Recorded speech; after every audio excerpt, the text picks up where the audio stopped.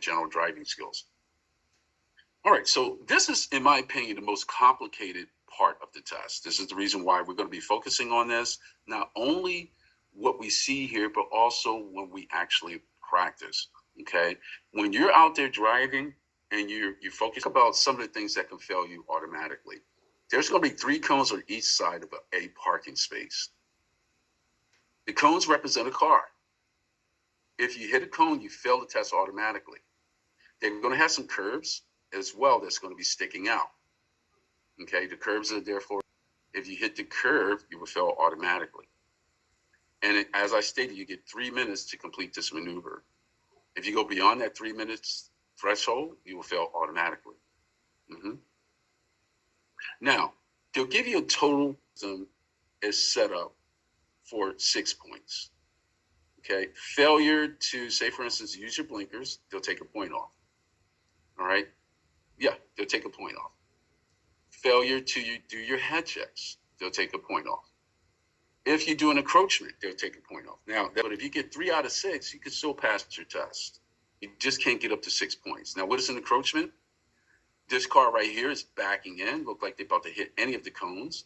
You stop, you bring it forward. That we call that an encroachment. You bring it back in, and if you meet state standards, you can still pass the test. Not a problem at all. Okay? Not a problem at all. So you want to make sure that you understand what are encroachments. Okay, so if you're doing, say, for instance, somehow or another, you wind up doing 3 or 4 of those encroachments, they certainly can fail you for that.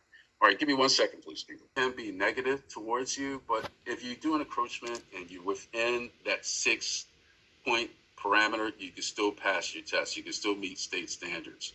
All right, so let's just assume that you're in the car and you're going to be backing in. All right, so the examiner is going to be here. They're going to give you instructions. They're going to tell you to move forward and then back in. If you don't understand the examiner, please just say, I'm sorry, I didn't hear you. Just ask. Okay, the last thing you don't want to do is not understanding what's being told for you to do. But when we're finished with you at the school here, you're going to know exactly what you need to do. Okay, not a problem. All right, so you're in the car here. Make sure you have your right turn blinkers on. Remember, you're going to be backing into your right. So you want to have your blinkers on. Okay? So as you go forward, what we want to do is to have you guys use what they call either reference points. And if you're good with reference points, that's going to be great. Okay, so the idea is to understand where you are, okay, when you're driving.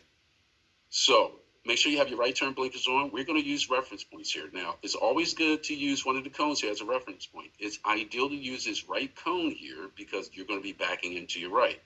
So this is going to be a reference point here for you. You're also going to use what they call your driver's side, let's not say your driver's side, but the passenger rear window as another reference point. So as you pull up, you don't need to hit the gas pedal or anything like that. Don't overdo it because there's no speed limits inside the course. Take your foot off of the brake, have your foot slightly on the brake, allow the car to move. As you move forward, turn your head to the right so you can take a look at the parking space. As you go past the parking space, look over to your right shoulder. When you see this cone and flag right here, just stop. Okay, that will be your reference point. Now, it's not an exact science. You have to practice it. But when you look over your right shoulder, you're going to see the cone and the flag. Stop the car, turn your steering wheel all the way over to your right, and begin to back in. This is where your cameras will be very important, okay? You can look at your cameras, but mainly you want to be looking at your mirrors, outside mirrors, to see where you are so you can avoid hitting the cones. The examiners want to see you looking to your left, looking to your right. So as you back in, make sure you avoid hitting the cones. Once you get into the actual parking space, where do you want to stop? You're going to be stopping at the second set of cones. Once it reaches the middle of your door, you just do a complete stop. This will ensure that you clear the first 2 cones and you won't hit the back curves. Once that is done, the examiner is going to approach you. Now, they're going to be on this side here so they can see everything. The examiner is going to tell you to follow the course around. Okay, turn your right turn blinker and you're going to go to your first stop sign. There's going to be a stop line first and then the stop sign. You're going to need to stop behind that stop line. Complete stop. Make sure your right turn blinker's on. You're going to go to the next stop sign. and do the same thing. The examiner is going to be watching you to make sure you do your complete stops. Once you do your second stop sign, the examiner is going to get into the car with you. He's going to sit right next to you. And they're not going to do exactly what we're going to be doing with you. Okay, we're going to be supporting you. We're going to be telling you what you need to do better when you're driving. And we're just going to be able to get you up to that point where you can have that confidence so that you'll be able to go ahead and pass this test the first time. Ms. Sutherland, you have a question? The right turn blinker on throughout the entire time, like after the cones and the two stop signs, we keep the right blinker on.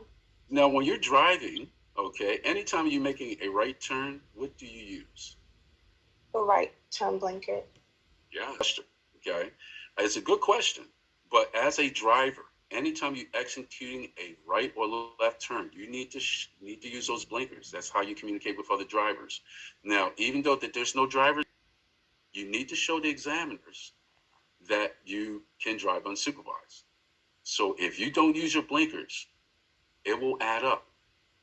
Okay? Say you don't use a blinker when you're backing in. That's a point. Say if you don't use a blinker, when you're coming out, that's a point. You have the option to sit in the car to watch it, or if you want to stand outside and watch, that's fine. We recommend that you sit inside the car and watch it, but if you feel comfortable outside, that's fine.